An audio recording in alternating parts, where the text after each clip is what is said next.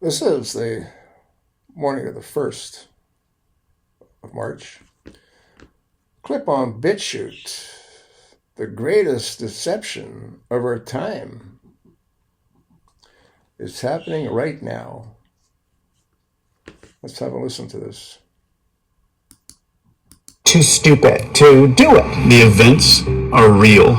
The story behind them are almost never real. Best we can offer them is the feeling of participation. We are entering the age of confirmation porn, which is saying people are dumb, so spoon feed them stuff that dumb people can handle. They will comply with the policies that we put in effect anyway. Eventually people are going to say, what the hell is going on? Manufactures public consent for what the elite want to do. Just like a magician knows something about your mind and how you're going to make meaning of the situation, and they know they can manipulate that meaning making that you're doing. And it's very difficult for people to admit that I have been manipulated.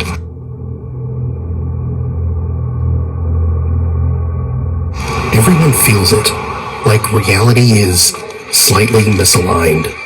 Time feels faster, people feel colder, and the world is moving like it's on autopilot. So here's the question. What if this off feeling isn't random? What if it's engineered? Because once you connect the dots, you start seeing the same pattern everywhere. That should terrify you to the deepest part of your core, that none of this is real, or none of this is what it seems like.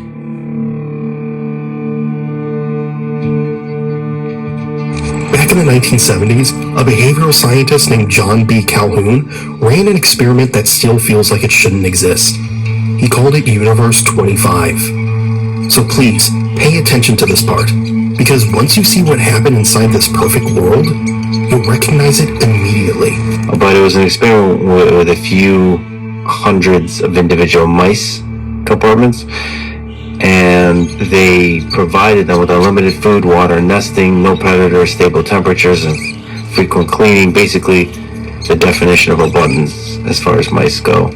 And the interesting aspect of this experiment is that at first the population doubled, it grew very quickly, but then it leveled off, and certain really negative social things started happening, like mothers neglected to kill their young, violent attacks and hypersexual activity became widespread.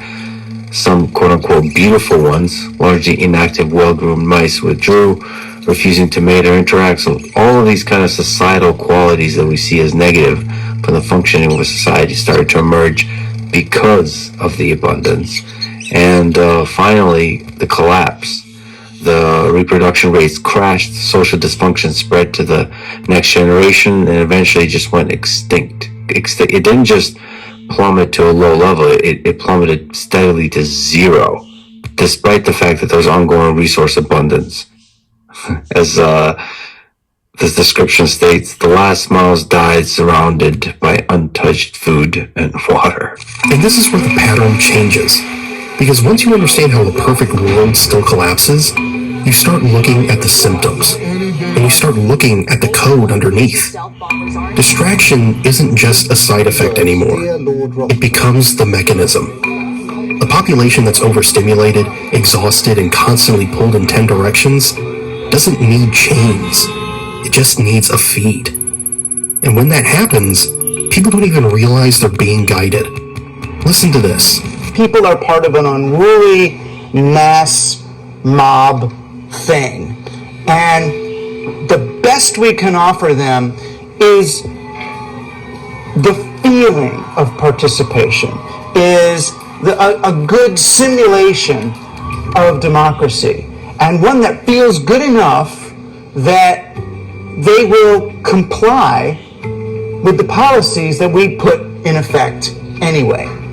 So you get a few rich people to be the elite who decide how things are, and then they hire the most clever public relations people they could find to get the public to agree with whatever they said. And if you're watching this thinking, okay, but this can't be happening to me, that's exactly how it works. Because the strongest manipulation isn't the one you see.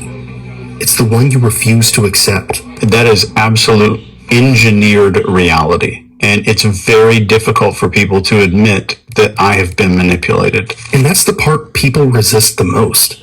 Not because it's hard to understand, but because it's hard to accept. Once you admit you were influenced, you have to admit you weren't fully in control. So the brain protects itself. It says, this is me. This is just who I am now. But what if it isn't? What if your thoughts, your reactions, even your mood, are being shaped by the environment around you?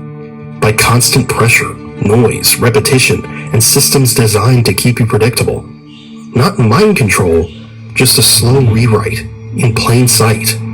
Watch this. The biggest thing that people need to say is this isn't me. This isn't me. This is an engineered reality version of me. And what are those people responding to?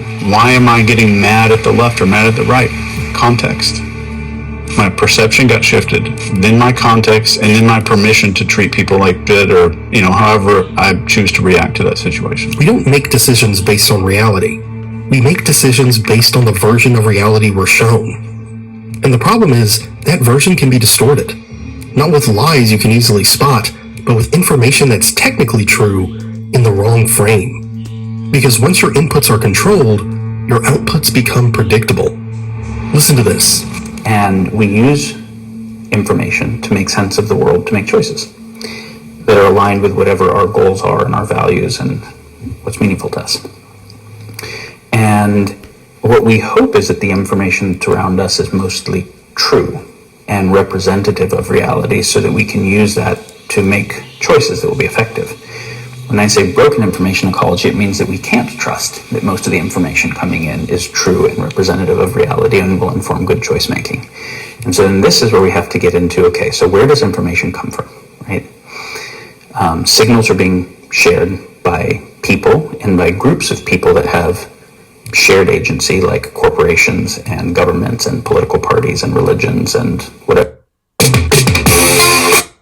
Ad just popped up. I'll get rid of it.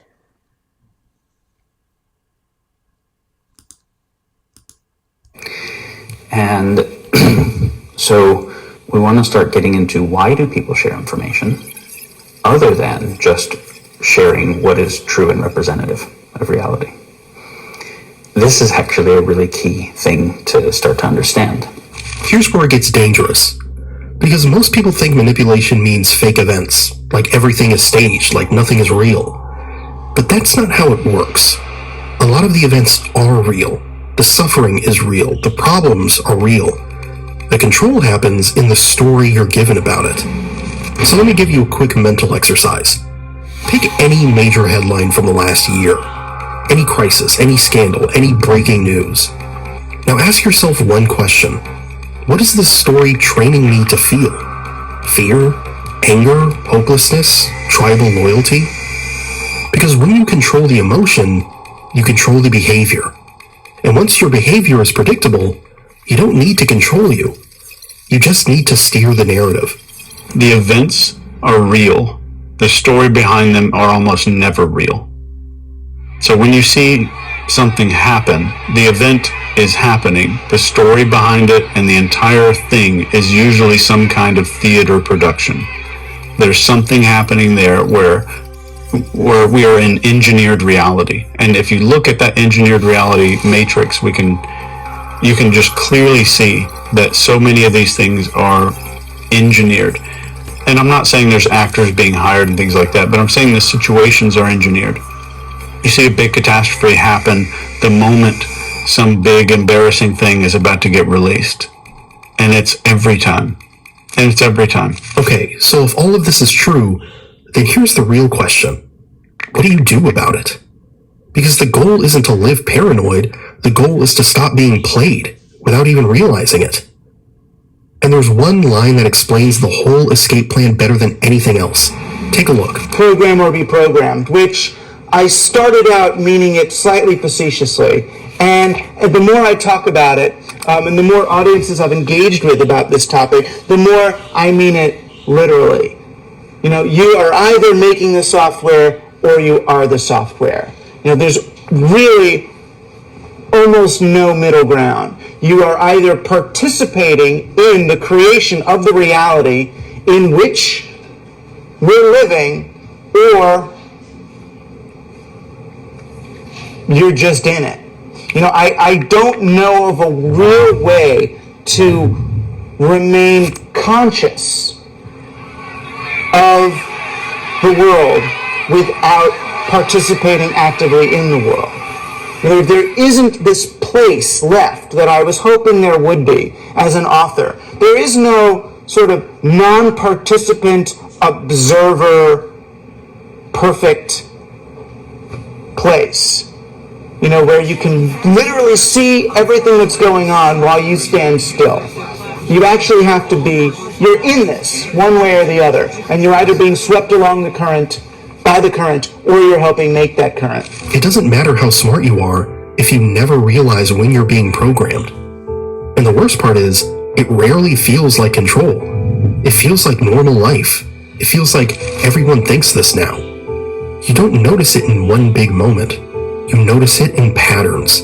The same phrases, the same outrage, the same jokes, the same hot takes spreading across thousands of people like a script. And if you want to see what that looks like in real time, Chase gives two examples that are almost too obvious once you hear them. So matching narrative is number one.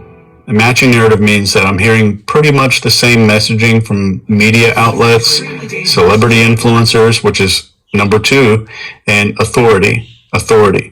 So people that are in a position of social authority, not like cops and lawyers, and judges, but people in social authority, like pop singers, and I won't say any names, pop singers, the most popular pop singers, all saying the same shit on social media. That should terrify you to the deepest part of your core, that none of this is real, or none of this is what it seems like. It's not even about fake or real anymore. It's about what gets amplified and what gets buried. Because you'll watch thousands of people who don't know each other suddenly use the exact same words. Same captions, same opinions, same enemy, same we all agree on this now. One week it's the same new fear, next week it's the same new outrage, then the same new distraction. And you're just trying to keep up, scrolling, reacting, moving on. But here's what nobody tells you. If your attention can be steered, your reality can be steered. Because attention is the entrance point. If you control what someone looks at long enough, you control what they start believing is normal.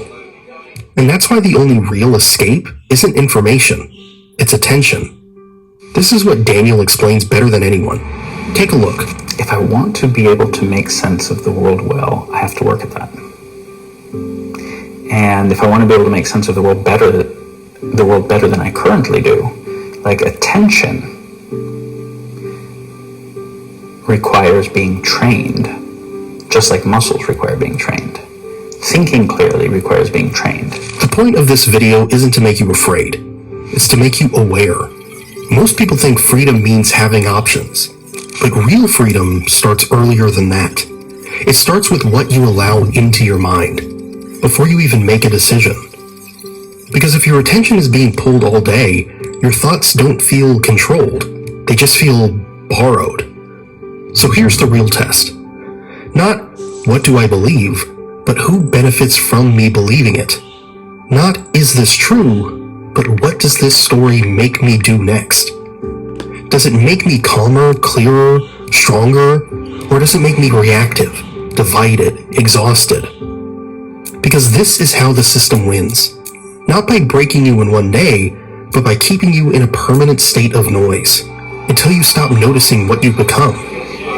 So if you want to break the pattern, you don't need to know everything. And that's why the most dangerous place to live is not a dictatorship. It's a world where everything is comfortable. Everything is instant, and nobody knows why they feel empty. So I'll leave you with this. It's fascinating because we're creating technologies, and this is what AI is proposing to our future generations as a problem to solve, which is AI may very well create abundance. And so we will be like these mice, potentially. Whether it's AI or other kinds of technologies that increase and give more and more to all of us. And it is a thing that is good, decrease the amount of suffering in the world, increase the quality of life. But as we reach towards that abundance, the fabric that connects us, rooted in our biology that's developed by evolution, might create a real challenge for us. You need to repost this, and you need to pass it along to your like-minded friends. Special thanks goes out to one of my viewers that sent this to me. Scary times, folks. Real scary times.